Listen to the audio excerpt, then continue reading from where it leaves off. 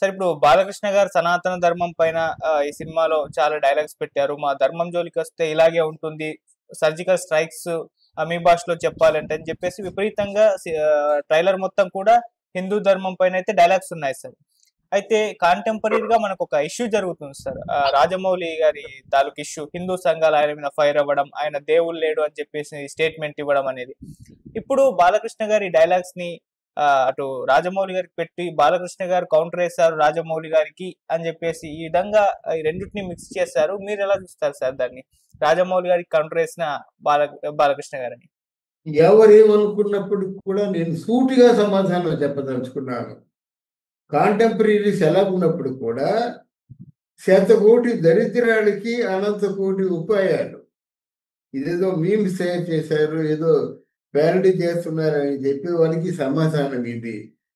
సనాతన ధర్మం గురించి చెప్పినట్టయితే ఈ బాలకృష్ణకి రాజమౌళికి ఏమిటి లింకు? మీరెవరు లింక్ పెట్టడానికి? సినిమాలో సబ్జెక్టు పరంగా, ఆ పాత్ర పరంగా, ఆ పాత్ర ఔచిత్యాన్ని బట్టి డైలాగ్ ఉంటుంది. రాజమౌళిని దృష్టిలో పెట్టుకుని డైలాగ్ రాయాలంటే రాజమౌళి కోణం, ఆ కోణంలోంచి ఆలోచించి రాజమౌళి పేరు ఎలాగోలాగా దీనిలో ఇరిగించి డైలాగ్ రాస్తాడు. ఆ ఉద్దేశం లేదు కదా వాళ్ళకి. ప్రతిభ ఉన్నవాళ్ళంటే అందరైనా ఎవరైనా సరే గౌరవం బాలకృష్ణకు ఉంది.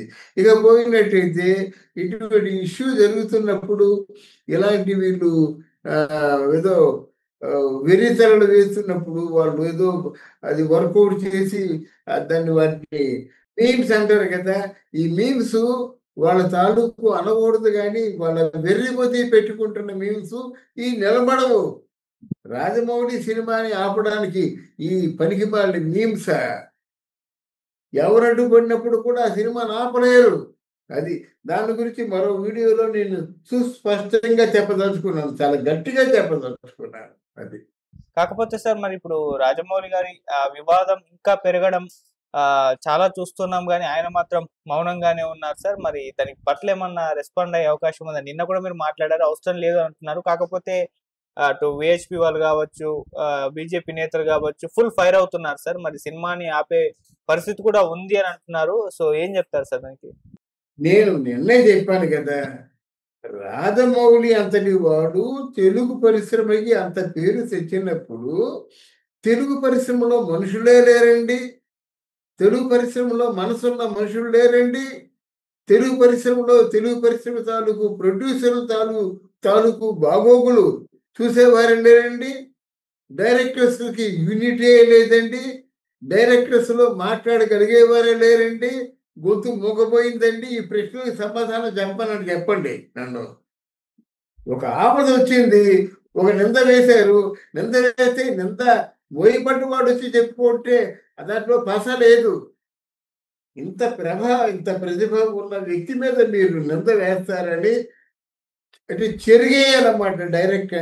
డైరెక్ట్ అనిపించుకున్నవాడు డైరెక్టర్స్కి ఒక ఒక ఒక ఒక గొప్పతనాన్ని, ఒక ప్రతిష్టని ఆపాదించినటువంటి రాజమౌళి మీద ఇంత నింద మోపినప్పుడు డైరెక్టర్స్ కిమ్మన కంట ఉన్నారంటే వారేం డైరెక్టర్స్ అండి? వాళ్ళ తాలూకు పదవుల మీద వాళ్ళకేం గౌరవం ఉన్నట్టండి? ఏమండి, త్రివిక్రమ శ్రీనివాస్ మాట్లాడగలరు కదా, మాట్లాడొచ్చుగా. సుకుమార్ మాట్లాడగలరు కదా, మాట్లాడొచ్చు కదా. ఇలాగ ఎంతమంది ఉన్నారండి? ఎస్వి కృష్ణారెడ్డి మాట్లాడగలరు కదా, మాట్లాడొచ్చు కదా. మాట్లాడగలిగే డైరెక్టర్స్ కూడా ఏమైందండి? నేను సూటిగా అడుగుతున్నాను. ఎస్వి కృష్ణారెడ్డి వీళ్ళందరూ నా ముందు పిల్లలు. నేను ఇండస్ట్రీలో ప్రవేశించేసరికి, నేను డైరెక్షన్ చేసేసరికి వీళ్ళందరూ చిన్నపిల్లలు. అందువల్ల చెప్తున్నాను అన్నమాట. నీ తాలూకు సాటివాడికి ఏదో ఆపద వాటిల్లింది, అది అనాలోచితంగా వాళ్ళ తాలూకు దరిద్రపు వెర్రి తెలిసేకలేమో దాన్ని ఒక రూపాంతరం చెంది ఒక మీమ్స్గా తయారయ్యి ఈరోజు డిస్టర్బ్ చేస్తుంది ఒక మంచి ప్రతిభ గల డైరెక్టర్ని. అంటే దీని వెనక ఎవరో ఉండి నడిపిస్తున్నట్టు అనుకోవాలా? అంటే రాజమౌళి తాలూకు ప్రోగ్రెస్ని చూడలేక ఏదో వర్గం నడిపిస్తుందని అనుకోవాలి. అందరూ అనుకున్నట్టు నేను అనుకోలేను. అంతకు దిగజారిపోతారని నేను అనుకోను. గనక దాన్ని అడ్డుకోవాలి. ఎవరిలో నువ్వు మాట్లాడతావు? ఇలాగా రాజమౌళి గురించి మాట్లాడతావా? అరే రాజమౌళిలో తెలిసి నాకు ప్రపంచంలో గుర్తింపు లేదా అంటే నోరేమైందండి? రాజమౌళి మీద మీమ్స్ చేస్తారు మీరు. అనలేరు, నోరు లేదు. దేనికండి వీళ్ళంతాను డైరెక్టర్స్‌గా ఉండడం? అదే దాసరి నారాయణరావు గారు ఉంటే ఇలా జరుగుతుందా? సూటిగా చెప్తున్నాడు. చర్మం తీసేత తీరేస్తానంటాడు. డైరెక్టర్ అనేవాడు చిన్నోడైనా, పెద్దోడైనా డైరెక్టర్ మీద ఏదైనా కించిత్తు మాత్రం నింద పడినట్టయితే తొక్కి నారతీస్తానంటాడనమాట. That is Dasari Narayana Rao. ఇప్పుడు తలుచుకుంటున్నాం కదా! తలుచుకుంటాం కదండీ! ఇంత అంత కొంచెం సూటిగా మాట్లాడేవాడు, లేకపోతే గట్టిగా మాట్లాడేవాడు. తర్వాత ఎవరికీ దక్కని వాడు తమ్మరెడ్డి భరద్వాజ్ ఉన్నారు. మరి ఆయనకైనా నోరు రావాలి కదండీ!